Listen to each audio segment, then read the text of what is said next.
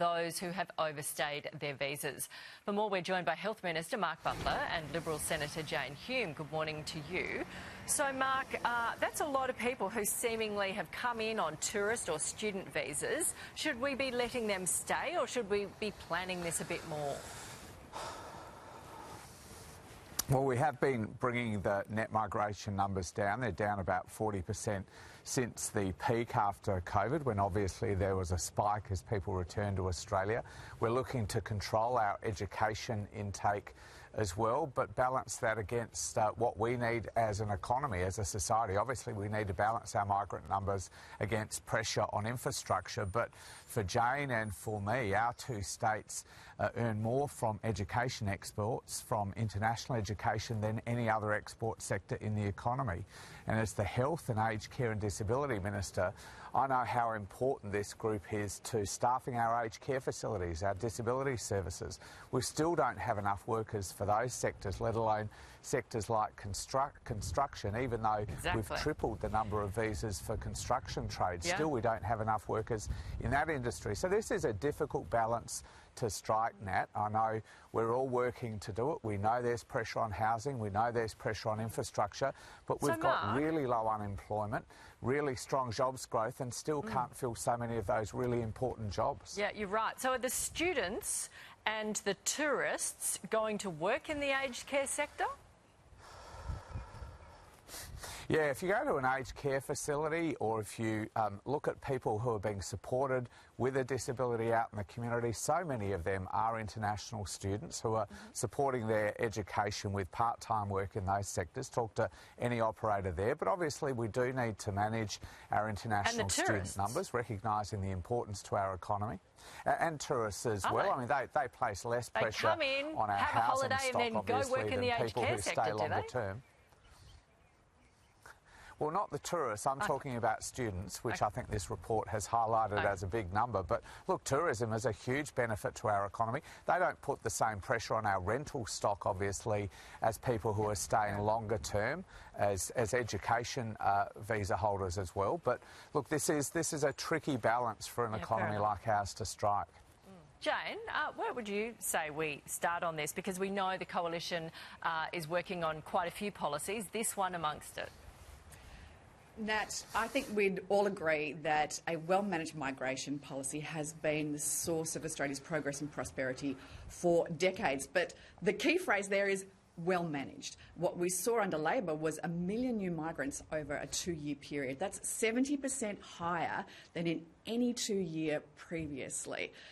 That's a problem. It puts pressure on our infrastructure, on our healthcare systems and on our housing. So how do we manage that migration program to effectively deliver the skills that we need, as Mark has said, but also make sure that we don't have that unnecessary pressure on our infrastructure, on our housing, on our healthcare? There has been a situation where we've seen those temporary visa holders overstay their visas, particularly students. About 10,000 or so last year claimed refugee status after their visa had expired. That puts them in a system where they then go through applications and appeals for many, many years. Now, we do need to make sure that we bring in the skills that we need. Fewer yoga teachers and goat farmers, and more construction workers and doctors and engineers. Getting that balance right is profoundly important. That's what Susan Lee is working on right now. We'll announce the principles of our immigration policy in the coming weeks. In the meantime, though, I think that it's up to Labor to explain why it is that we have these pressures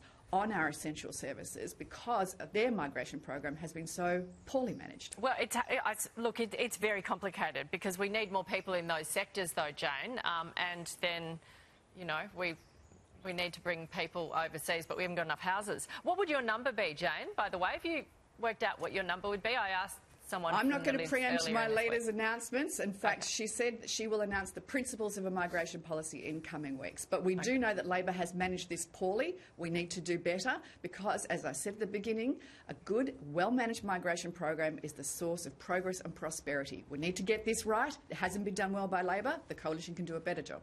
Mark, do you think we are tracking down people who overstay their visas in these categories well enough? Well, I mean, it's a big number of people who come through our country, always has been. I mean, yes, there was a spike over those 2 years Jane mentioned, but she might recall there was a big pandemic before that. So, of course, there was an influx of people who had been asked to return home during the pandemic. There was an influx back into Australia that did spike the numbers, but they've come down, as I said, by 40% since then. Yes, we always have to make sure that after people have enjoyed their time here as a temporary migrant, doing education or working as a backpacker, providing essential skills in some of those sectors, particularly out in rural Australia, that they abide by the terms of their visa and return home. We can always do more there. They're big numbers and it's a big focus of our government. Just quickly before we let you go, Jane, the outgoing New South Wales Liberal leader, Mark Speakman, has placed some blame on the federal election loss. He said there's a lot of brand damage with the Libs. Would you say that? Your brand is bad? Look, there's never any one reason why a leader decides to step down or is challenged. Can I just say, though, Mark Speakman is such a decent man. He's a decent human being. And that sounds like I'm, that's faint praise. It's not. He's a really good fellow, and we should be very grateful for the service that he has delivered to his state and to his country. Though?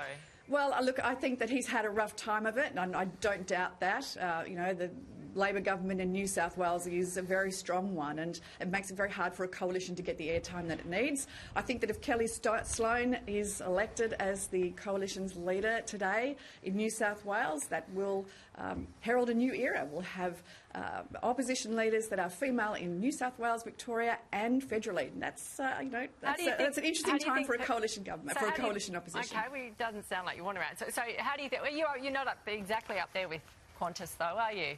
The Libs at the moment? Well, we're not bumping anybody. You're more than welcome to take a seat on board the coalition's plane. Okay, might leave it there. Thank you, guys. See you next week. Well, the exciting thing about what's happening... Yes, Mark.